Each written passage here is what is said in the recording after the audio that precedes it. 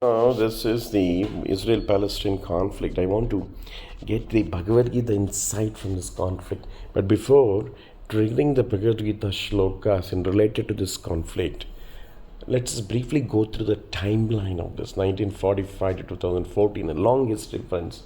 Israel was created after Second World War.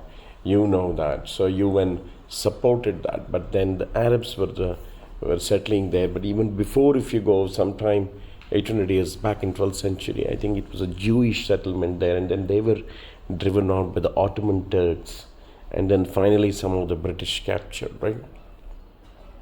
Not the British capture. So World War II ends, 6 million Jews killed and millions displaced, many Jewish people seeking a safe land for their own. So this Europe felt bad that so many Jews were killed, and then they wanted to give a state, to split Palestine to separate Jewish and Arab states in 1947, friends. Right? Israel declares independence. The first war happened there itself, the first Arab-Israeli war in 1948. And then the history has been going on, right? Yom Kippur War in 78. And this kind of always the fighting, it's going on because it is a state which is created there.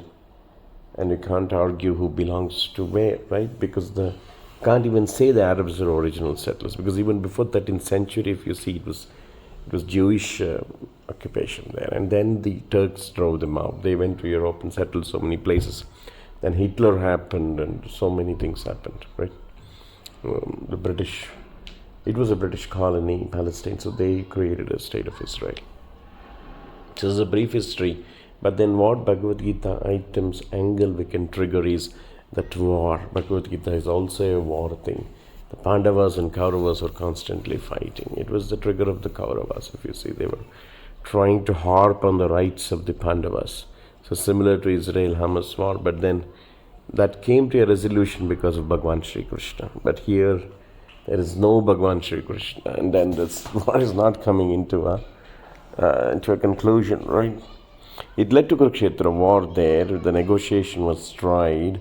All the Sama, Beda, Dana, Danda was tried, but finally Lord Krishna had to go for Danda because nothing worked with the Duryodhana. Even 5 villages not agreeing to give to the Pandavas.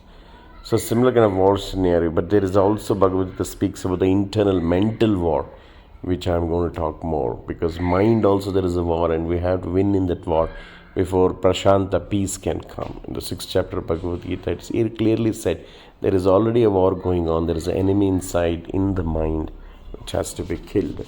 So please eagerly wait for that. I will talk about that, right? 3 shlokas from 6th chapter, very important. Text 5, text 6 and text 7. I will go through a high-level overview of this. What it says is one must deliver himself from the help of his mind and not degrade. So it depends. Mind is a tool. Either you can deliver yourself or you can degrade oneself. So the mind is a friend and enemy as well. Depends on how the relationship with the mind. What is the relationship with the mind depends whether he becomes a friend to you or an enemy. For whom is a friend?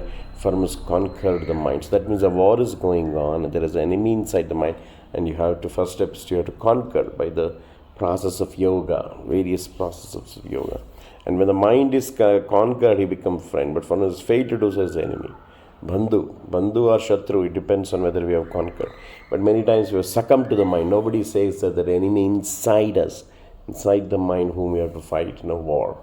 So that is where the Guru is needed, and the spiritual master. When he triggers, hey, friends, there is an enemy sitting inside your mind. First win that war.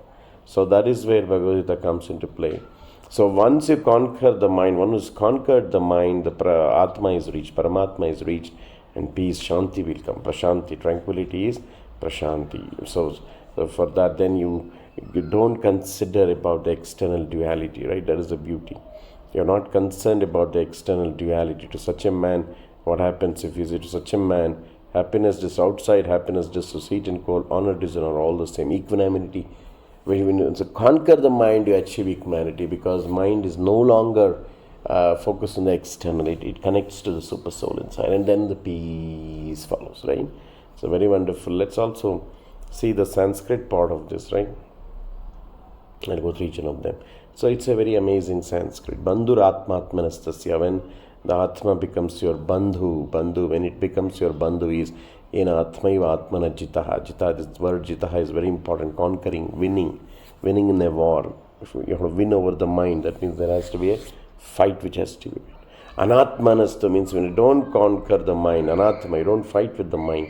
You succumb totally. You don't even know that it's an enemy, but you surrender to your mind.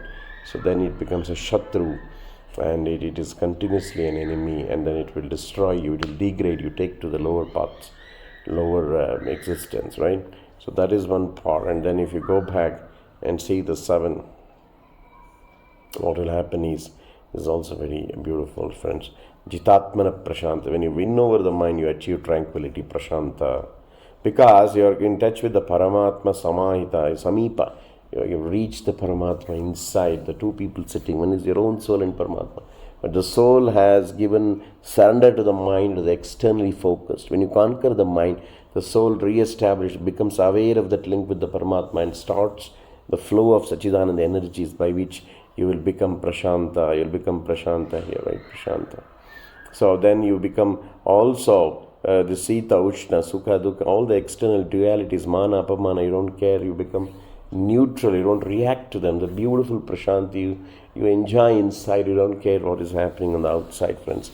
So this is the beauty, the Israel-Hamas war. Let's identify the mental war. Let's start the mental war inside and defeat the mind by not listening to the mind's suggestions of worldly enjoyment, of worldly desires, of craving. Practice santosha, which is contentment. Be happy in your situation and aim to connect to the Paramatma inside. Hare Krishna, Krishna Krishna, Hare Hare, Hare Ram, Ram Ram, Hare Hare.